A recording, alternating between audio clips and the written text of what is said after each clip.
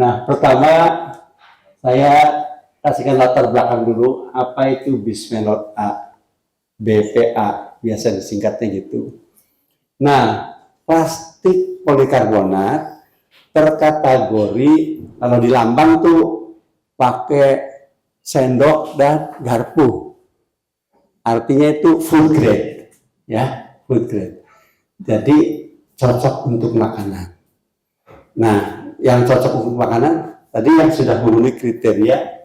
Kalau di Indonesia pakai kriteria dari BPOM, jumlah maksimal per kilogramnya 0,6 mg, 0,6 mg per kilogram.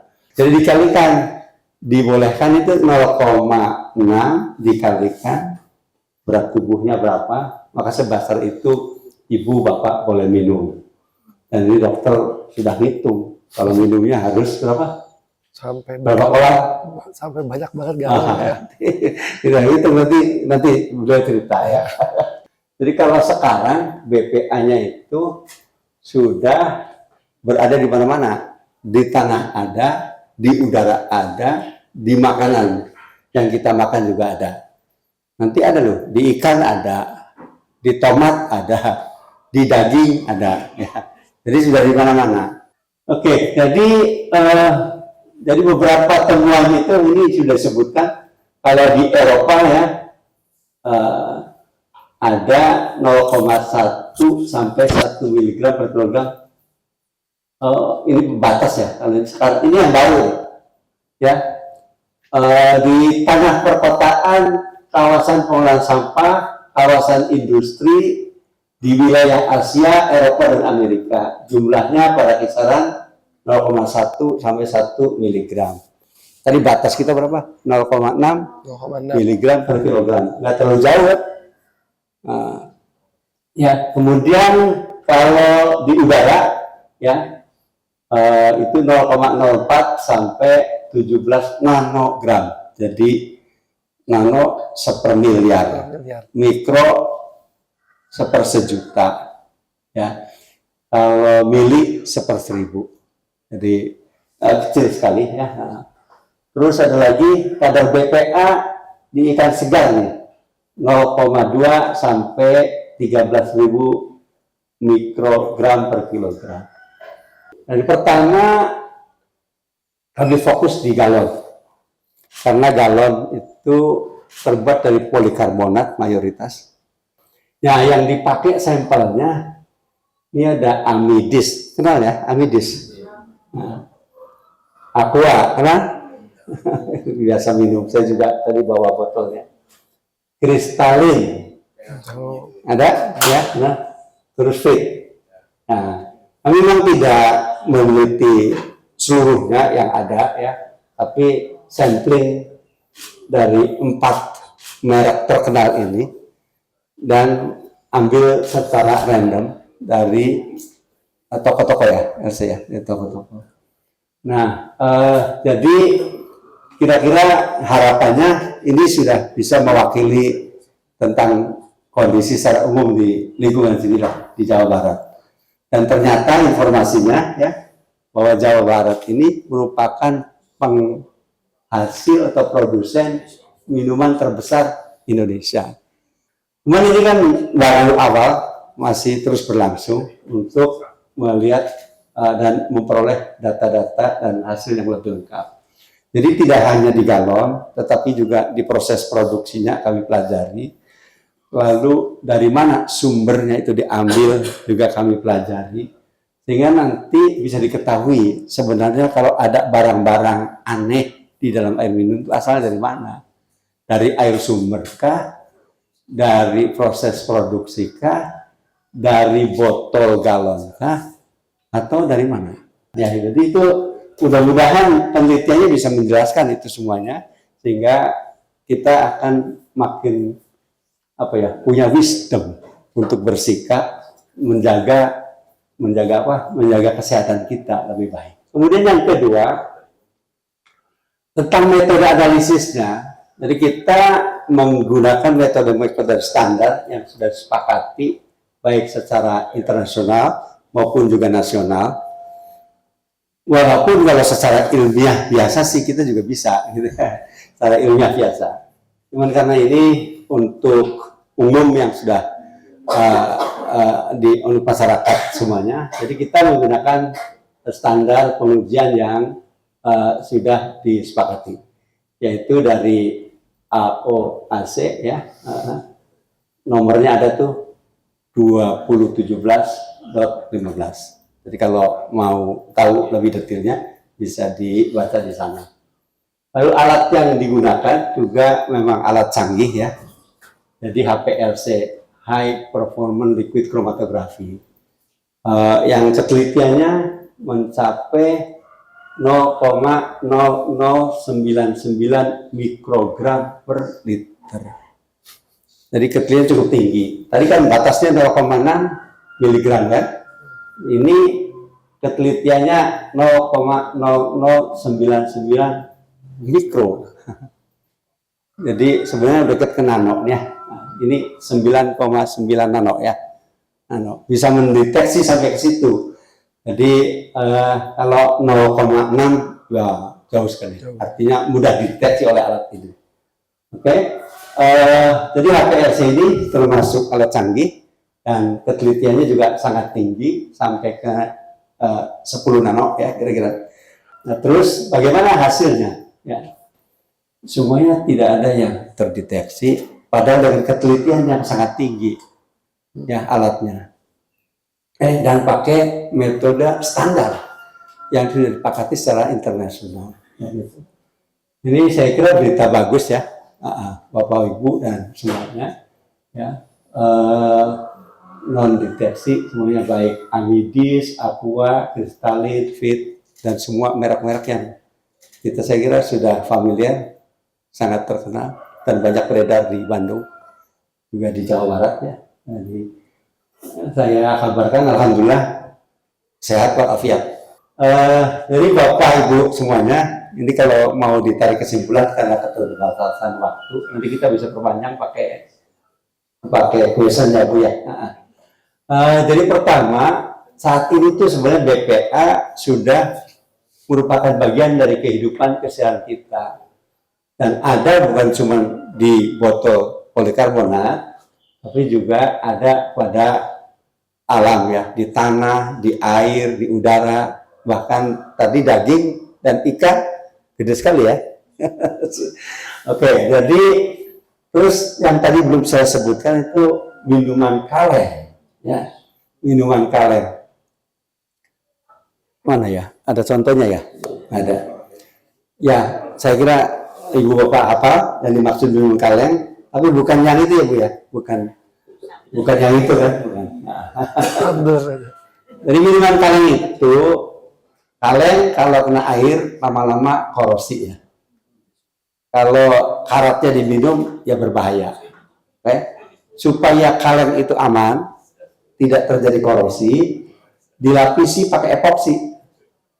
Nah, epoksinya mengandung BPA. Ya, jadi itulah sebabnya saya tuliskan di sini bukan cuma botol galon polikarbonat, tapi juga minuman kaleng. Dan saya jelaskan kenapa di minuman kaleng ada, karena untuk melindungi supaya kita tidak terracuni oleh korosi kaleng. Ya. Tapi ternyata ada BPA-nya. Ternyata BPA-nya di bawah standar BPA. Ya. Oke, BPA juga ditemukan di berbagai tempat lain, tadi saya sudah sebutkan ya.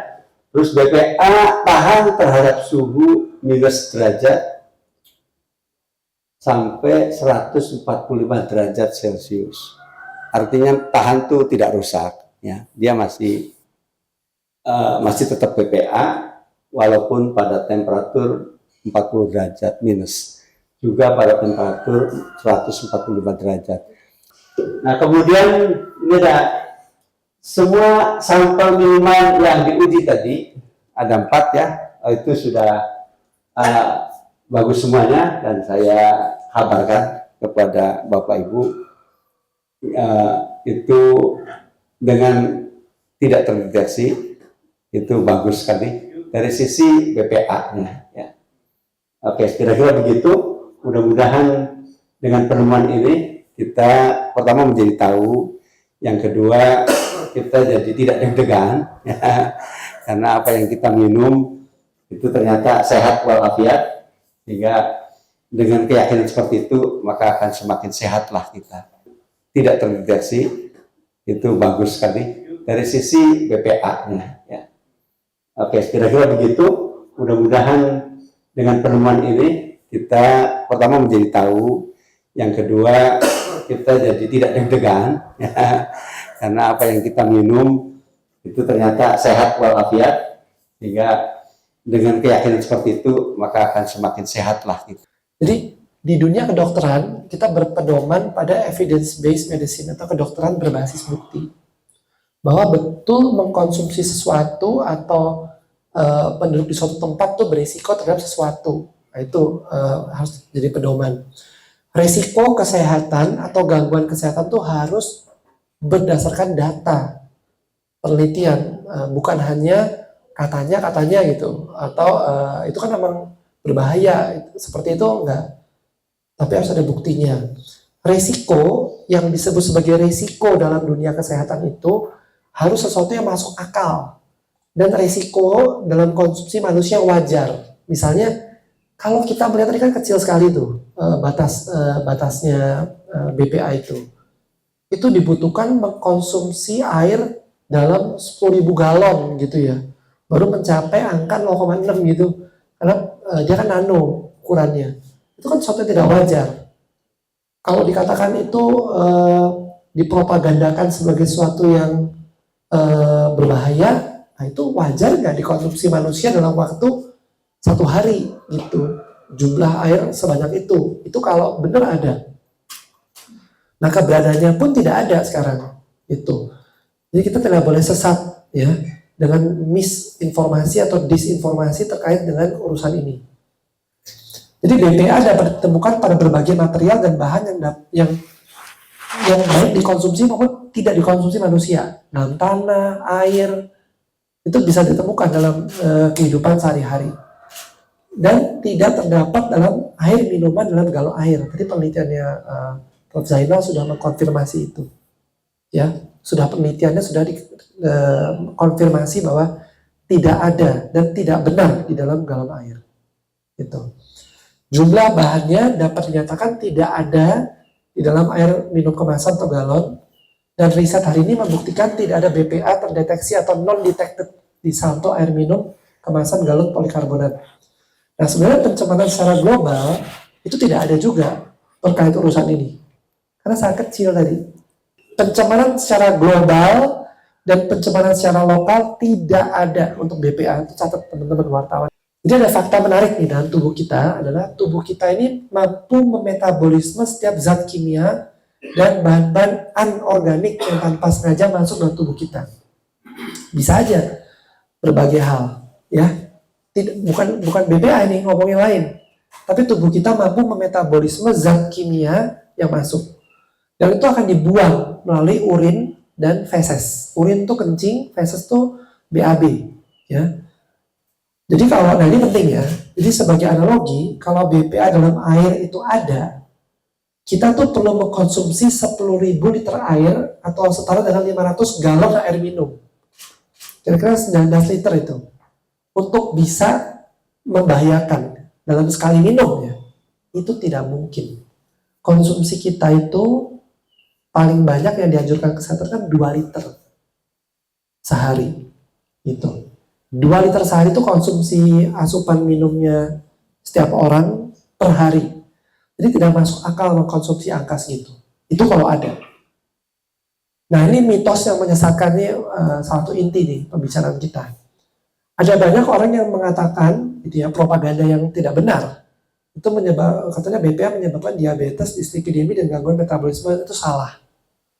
Kita bisa melupakan penyebab-penyebab yang sesungguhnya dari diabetes. Diabetes itu penyebabnya adalah dia gangguan metabolisme gula karena gangguan insulin. Itu kerja insulinnya nggak bagus, misalnya pada orang yang gemuk gitu ya, kurang olahraga, makan terlalu banyak gula, dan resiko di keluarga genetik. Jadi cadangan insulin di pankreasnya itu cepat habis atau kurang aja gitu. Termasuk kolesterol tinggi juga gangguan metabolisme dari lemak yang kita makan, ya jeroan atau daging-daging yang terlalu banyak lemak. Itu yang penyebab sesungguhnya. Dan gangguan metabolisme itu juga bukan dari BPA. Jadi pesan penting nih, ini pesan penting nih, catat nih boleh catatnya. Jangan kita mengkhawatirkan sesuatu yang jauh dan mengawang-awang, terlalu di luar dari akal sehat itu. Sementara hal-hal yang kita bisa lakukan adalah hidup sehat, olahraga, ngatur pola makan. Bagi yang sudah ada resiko diabetes atau resiko jantung di keluarga, ya kita olahraga, jalan kaki, olahraga, mengatur pola makan, deteksi dini. Itu di ilmu kesehatan masyarakat, early diagnosis, jadi ketahuan langsung kita obatin supaya tidak komplikasi yang ke arah yang lebih buruk. Jadi itu yang lebih dekat dengan kita dan itu lebih relate gitu. Tapi bukan mengkambing hitamkan sesuatu zat gitu, bukan begitu, dan kita melupakan sesuatu yang lebih penting sebenarnya.